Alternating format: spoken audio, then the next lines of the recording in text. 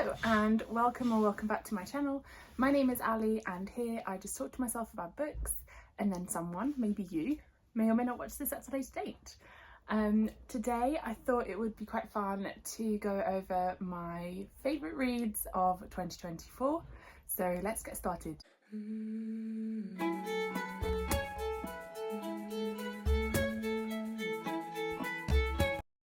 Okay, so I read a lot of books in 2024, and as I've mentioned before, it was definitely a good reading year overall in terms of quality as well as quantity. So I've really struggled to kind of condense my favourite reads of 2024 because there are so many that I really enjoyed. So I'm just going to go over them, and yeah, I'll try not to make this video too long, but we'll see. So first of all, I have a reread for 2024, and that is A Court of Silver Flames by Sarah J Maas.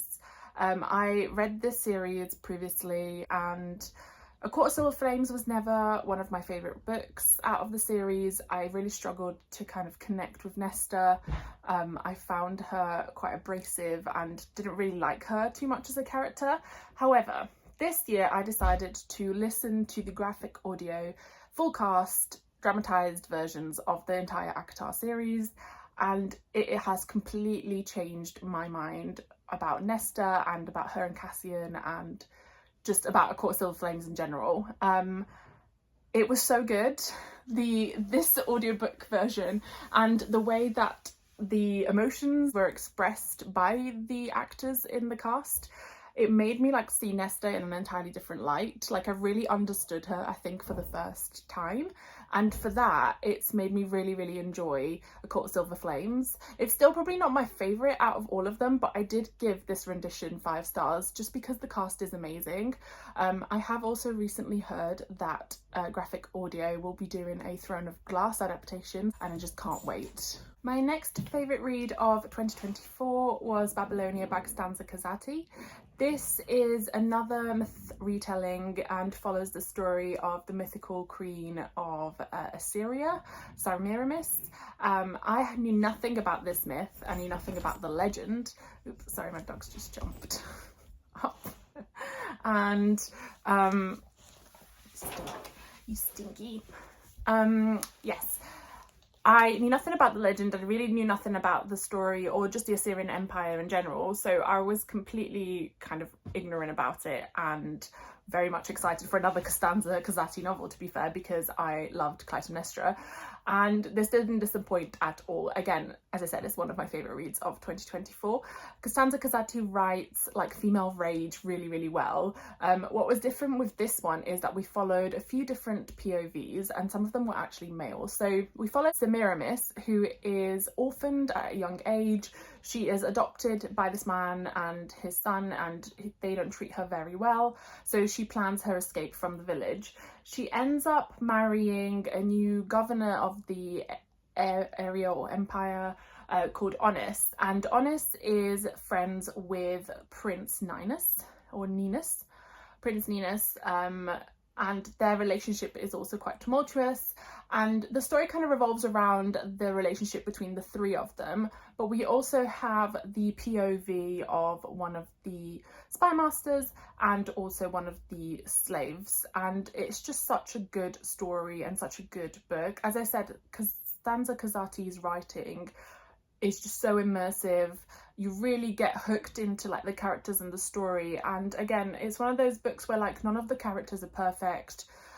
They all have flaws and you still end up rooting for them. This is a really good book, especially if you're wanting to branch out of the kind of Greek myth retelling into other type of historical mythology stories.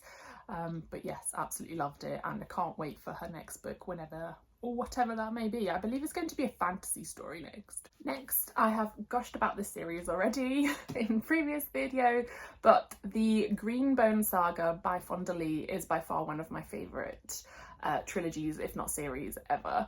And I finished books 2 and 3 earlier this year in January. However, I am including the entire series as some of my favourite reads of 2024 because it is just perfect. 5-star series. So it's a trilogy of fantasy novels.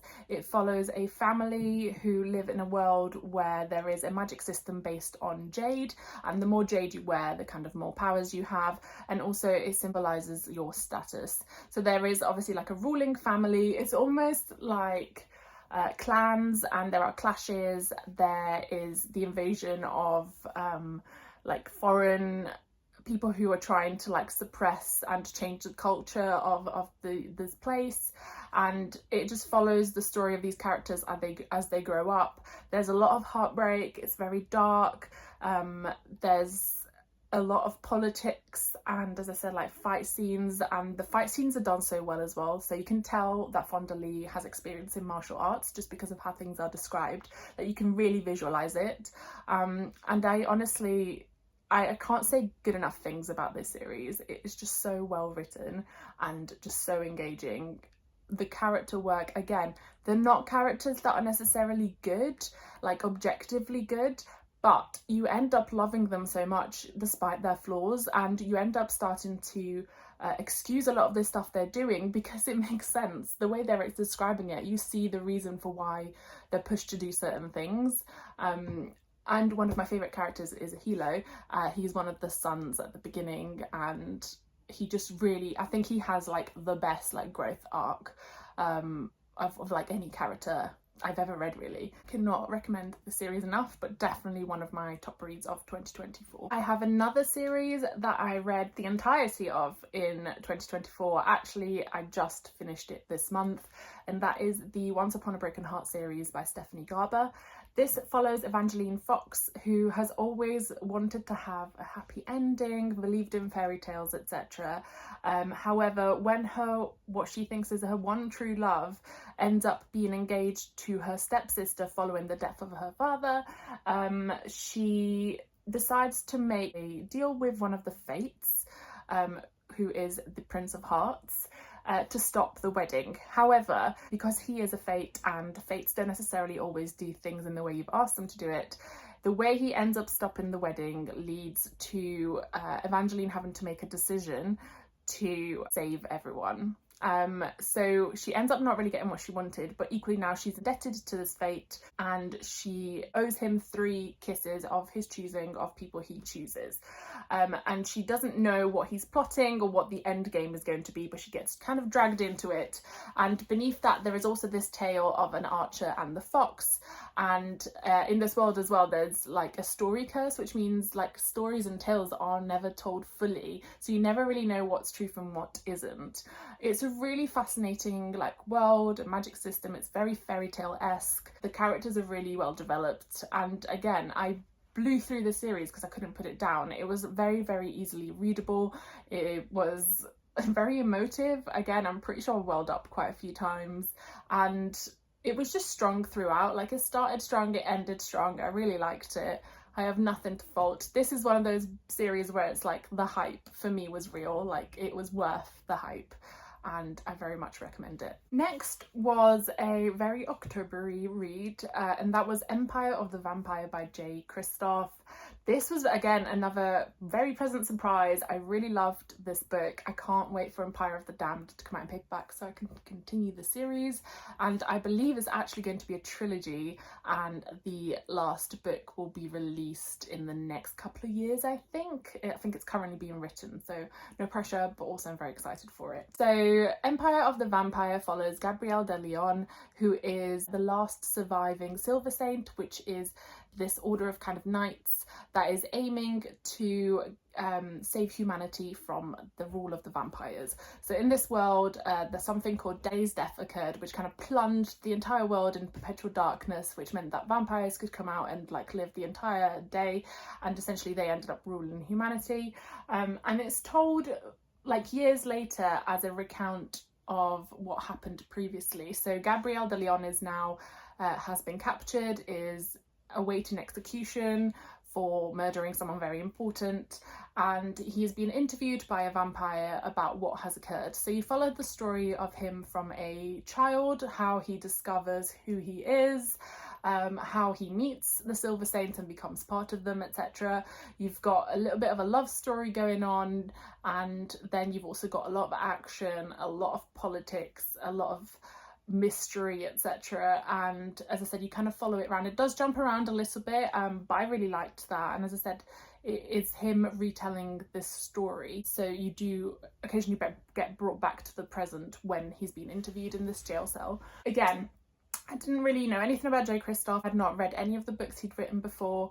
I'm aware he's written another series that is now also on my TBR, but given how good this was and how much I enjoyed this writing, and it's quite a chunky book and I did read it quite quickly, I think I'm hopefully going to like a lot of the other stuff he's written as well. Very much looking forward to the sequel.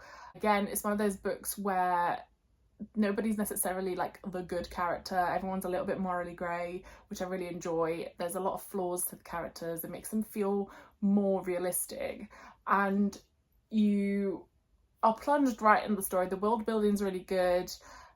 You just, I don't know, the way I felt anyway, it was really engaged. I felt like I was part of the story. I was really invested in what happened, and again, it made me cry. So that to me is a sign of a good book. Next, I have a book that I'm actually currently reading, but I'm like 70% in, and I already know it's one of my favourite reads of 2024, and it's a piece of fan fiction.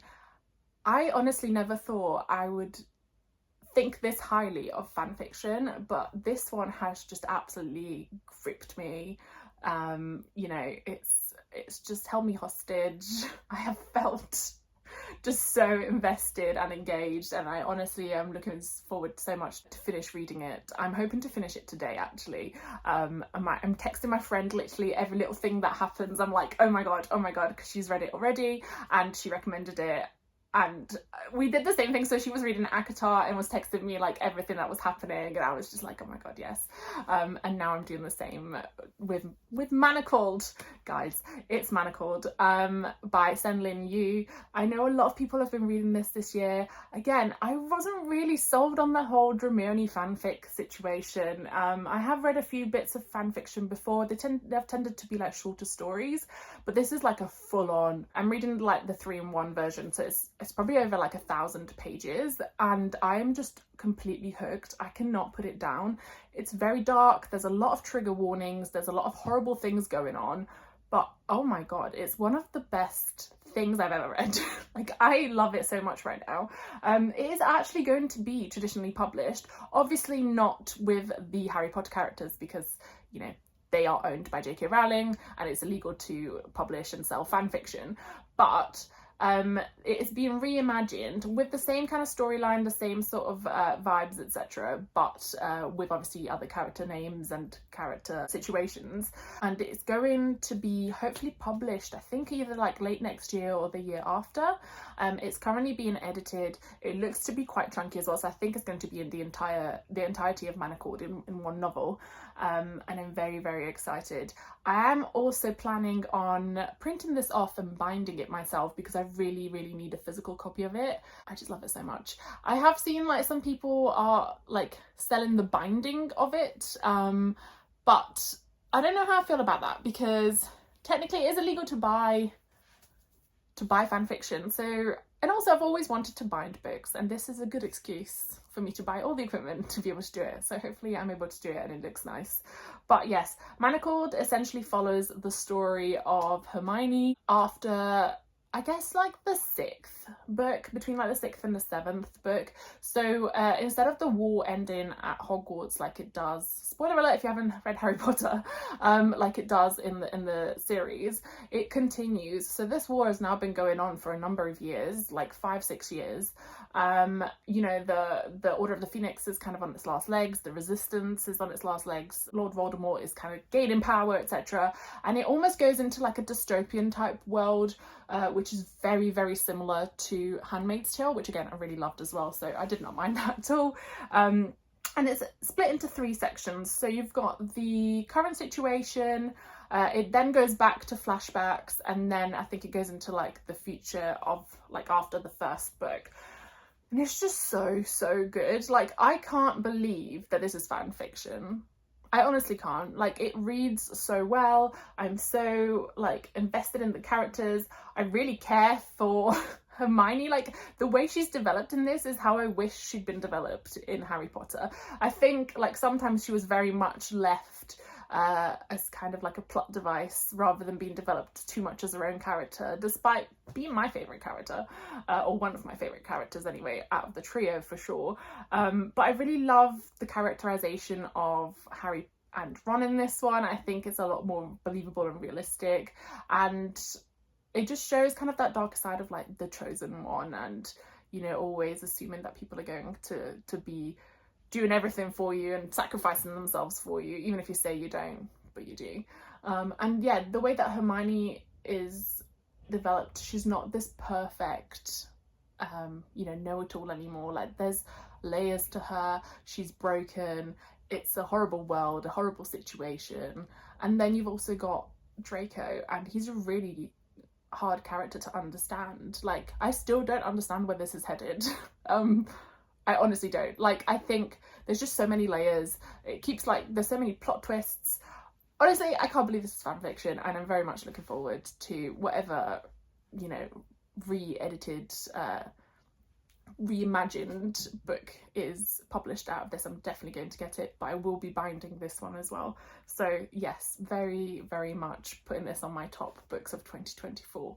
And speaking of kind of dystopian worlds, one of my other favourite series of 2024 was the Broken Earth series by N.K. Jemisin. My friend recommended this, and she's also the one that recommended me the Green Bone Saga, so her recommendations are top notch. But yes, she so this is basically set in a world many years in the future that has been wrecked by apocalyptic events that keep occurring and last for a number of generations, called seasons. And it's not just a case of like a one-off storm, they are like massive apocalyptic events. Anyone that survives those events ends up kind of going underground, etc., or like living in like communities. And there is also a group of people called the Origines who have like special powers that they can draw from the earth. On top of that, there's also this like very advanced alien-like civilization that is always like living throughout all these seasons, and they kind of fly around in these like crystals in the sky, but those crystals are also sources of power. So this spans across like a generation and across 3 books. It's kind of grimdark, dystopian fantasy. Parts of it I didn't really understand what was going on, but it all ended tying up together in the end. And again, it's one of those things where like no character is particularly a good character, but you just end up really invested in their story, what they're doing, and the development and the world building is just insane. It's definitely one I would recommend if you like sci-fi, fantasy and dystopian. I very much loved it. Next, I mentioned this in a previous video, but The Sword of Kaigan by M.L. Wang was another great read of 2024. So this is almost like a Japanese inspired fantasy. It's a standalone novel. I don't think it's been like traditionally published yet, so I have the indie published version, and M.L. Wang has now been traditionally published for her other novel, which is Blood Over Bright Haven, that I do have, will be reading as a priority in 2025. However, let's talk about Sword of Kaigan. So Sword of Kaigan, as I said, is Japanese inspired fantasy. It follows the Matsuda family, who are a legendary family of samurais with ice wielding powers, and they live on kind of the top of the peninsula, which is called the Sword of Kaigan, and they are the first kind of defense against all other countries trying to attack the Empire of Kaigan.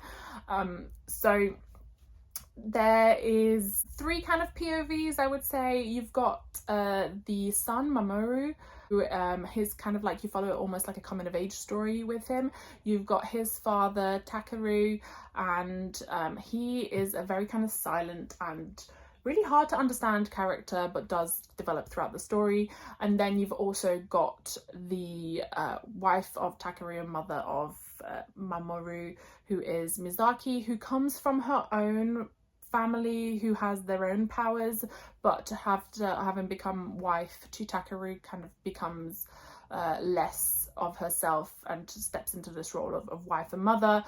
However, she also has a bit of a growth arc, and there's just a lot going on. You know, they're having to like defend from various invaders and attackers. There's people who have strong powers, like dark powers, and it's just a really, really good, engaging story. As I said, it's a standalone, but it could have definitely set up for like a series, but it does work really, really well as a standalone.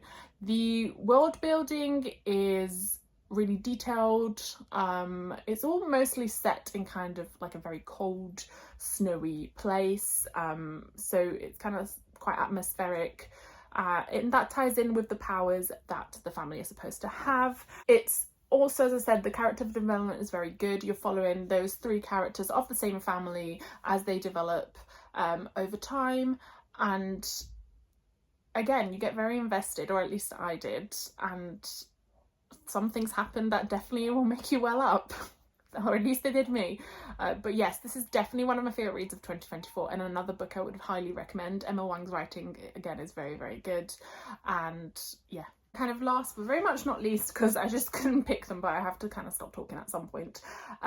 Lady Macbeth by Ava Reid was another really good book I read in 2024. It was one that I was really anticipating from last year, and I had pre-ordered, and when I read it, it did not disappoint at all. So I love Ava Reid's writing. A Study in Drowning was one of my favourite books of 2023.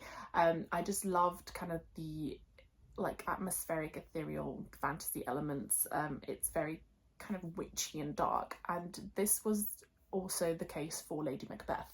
So Lady Macbeth is obviously, by the name, a retelling of Shakespeare's Macbeth play, but through the eyes of Lady Macbeth, who was one of my favourite characters. In the original play, Lady Macbeth like manipulates Macbeth into killing the king, is involved in kind of putting the blame on the king's guard, and eventually ends up being so racked by guilt, etc., that she kind of dies in tragic circumstances, let's call it. That's not necessarily how this story goes. There are similar elements, but it's definitely more built around like a fantasy version of Scotland, and whilst some of the plot points are similar, so there is still like, you know, the King Duncan situation, there are still like the three witches, you know, bubble, boil and trouble, whatever. But the way that Macbeth is described, you know, he's more brutish. He is like this mountain of a man who has his own kind of darkness within him, linked to the three witches. Lady Macbeth herself, you kind of get to know more about her story. She is also presumed to have like witchy powers and isn't really wanted, but ends up being married to Macbeth, who is kind of like a little bit obsessed with her, well, obsessed with owning her and controlling her. And yeah, the story again is quite dark. There might be a few trigger warnings, so do check those out, but I really, really loved it. It was definitely one of my top reads of 2024, and it's just reinforcing for me that Ava Reid is definitely going to end up being one of those auto-buy authors for me.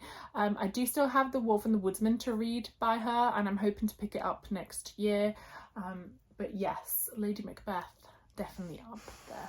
I do have a few kind of special mentions that I won't go into detail, but if you want to check them out, they were also some of my favourite reads of 2024. So we've got Wandering Souls, A Dowry of Blood, we have Beartown, which was again quite hyped, but I ended up really enjoying it, so I can definitely see where the hype came from. We had I really liked The Beasts of a Little Land and The Island of Sea Women. And yeah, that's kind of it of the ones that I can think of. But honestly, as I said, I've had a very good reading year, and I've only had a few books that I haven't really enjoyed. So I am going to be making a separate video for like my worst books of 2024 or my most disappointing reads of 2024, but I really expect that that's going to be quite a short video because I just read quite a lot of good books this year. But yeah, anyways, thank you very much for watching. Subscribe if you want to see more, pop a like down below, and see you soon.